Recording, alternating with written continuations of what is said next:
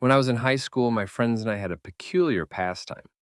Like any teenage delinquent, we liked to cause trouble.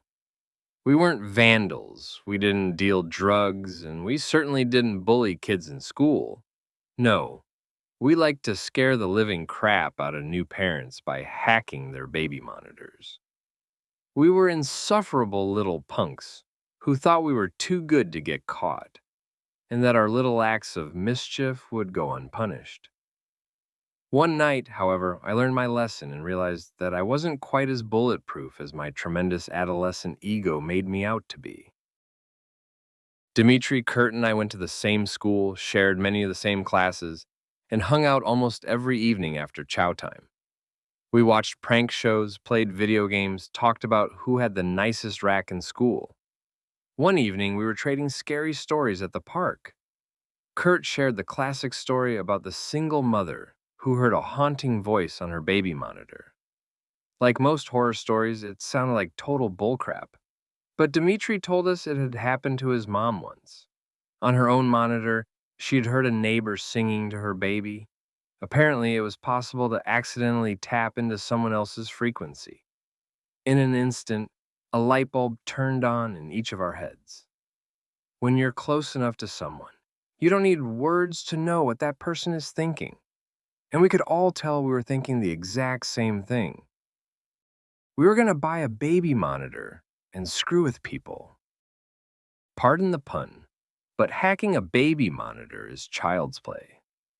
All you need to do is find a device on the same frequency as yours. Never one to do things half-assed, I purchased a high-end monitor with a frequency dial so we could prank as many targets as possible. The following night, we took to our bikes, roamed the neighborhood, and found our first victim. We could see the nursery from the suburban home's second-floor window. Dimitri grabbed the baby monitor and began tuning it to different frequencies until we heard breathing. I remember feeling excited as our plan finally came to fruition. Dimitri pressed the button and began exhaling heavily into the receiver. Your little girl was delicious. The light in the master bedroom turned on almost immediately, and we heard a shrill scream. Laughing our asses off, we quickly rode off down the street so we wouldn't get caught. We repeated the prank several times over the course of the following weeks, each taking turns talking through the monitor. Not wanting anyone to get wise to our little game, we chose different houses every time. People's reactions were priceless. Some mothers would reply in a panic, others seemed to know it was a hoax and told us to shut up. And one poor woman even started sobbing uncontrollably, begging us not to hurt her baby. I feel bad about that last one now that I'm older, but it was hilarious to me back then. My friends and I mimicked her high-pitched bawling and desperate cries for mercy for weeks afterwards. Yeah, we were royal dicks. Karma's a bitch, and I got what was coming to me one night. Kurt and Dimitri were busy studying for their midterms, so I went out on my own. By then, we'd gotten pretty much everyone in the surrounding area, so I decided to venture off across town and into unfamiliar territory. Finding a target wasn't difficult. You just had to look for cars with baby seats, houses with overly colorful, cartoon-themed curtains, or toys left in the yard. I came across a house that fit all three criteria and parked my bike out of view. Playing with the tuner, I eventually found the right frequency. I could hear the sound of a baby snoring very lightly. A devious little smirk pushed its way onto my lips, and my heart began pounding with excitement. It was my time to shine. I am watching. I whispered into the monitor, using the creepiest voice I could muster. The house remained dark and lifeless. I figured the homeowners hadn't heard me. I stand over your bed, watching, waiting. I will get you. I said louder this time. Nothing, just the sounds of crickets chirping and the occasional dull roar of a car driving down the street. It was a little odd. Parents usually reacted much quicker than that. I began feeling a little nervous and somewhat exposed.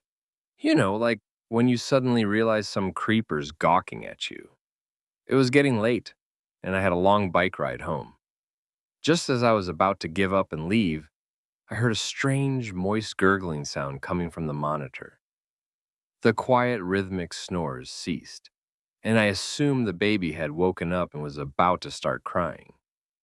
Instead, a man spoke to me. You're the one being watched now, Juan. He said softly. My stomach pirouetted at his words. How did he know my name? I felt sick. Something was very wrong, and I could feel it in my bones. I glanced up at the nursery window and saw a silhouette standing there, watching me.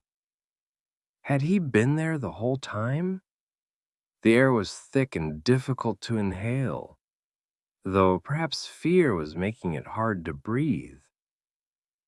My body quivered uncontrollably as a sense of dread poured into every inch of me.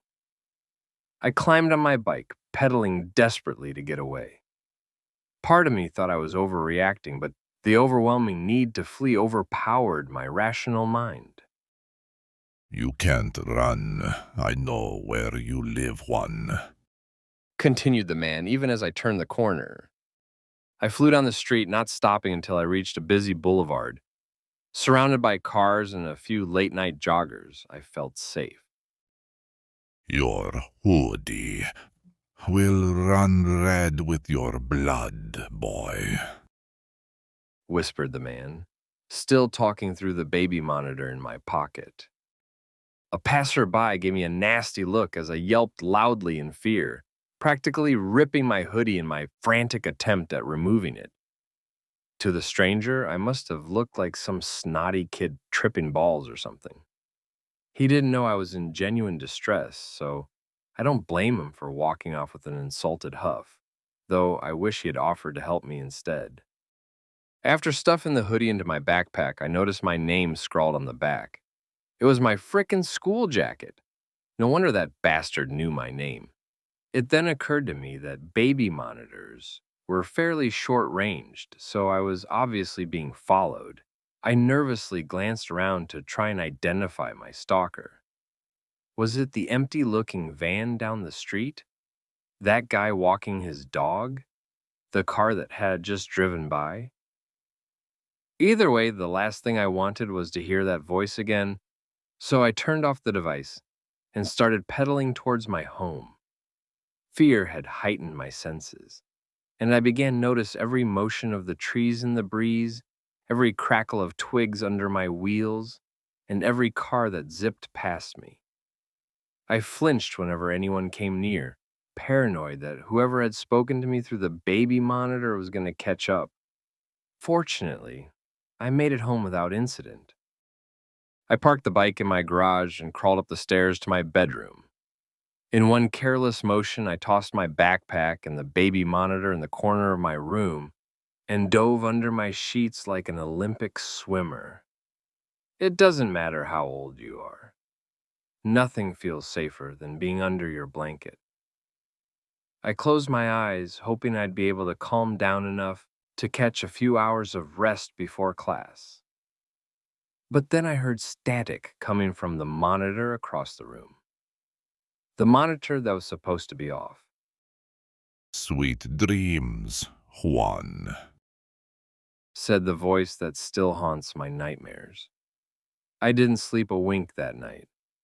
I was too frightened to get out of bed until sunrise.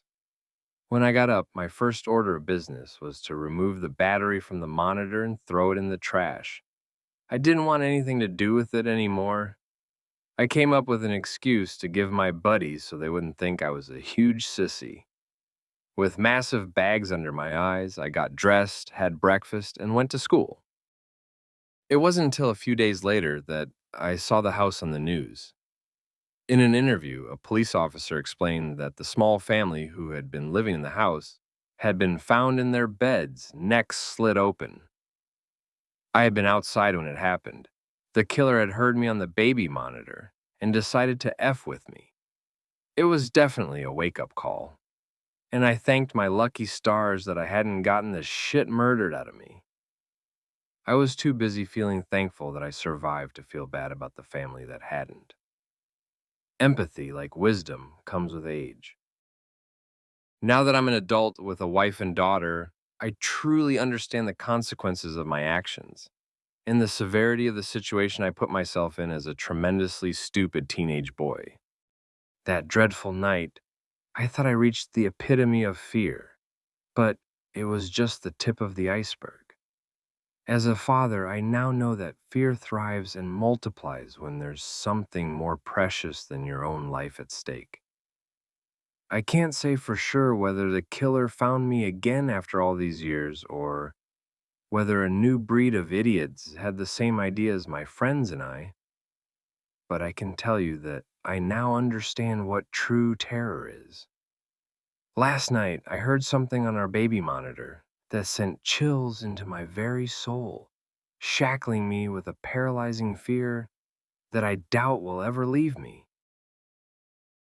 I'm still watching.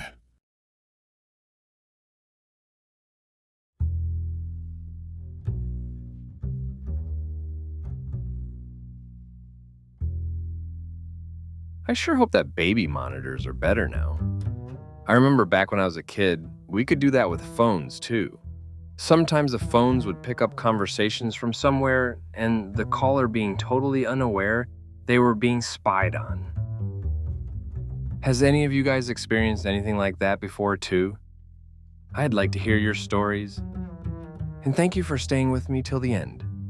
See you all in the next video.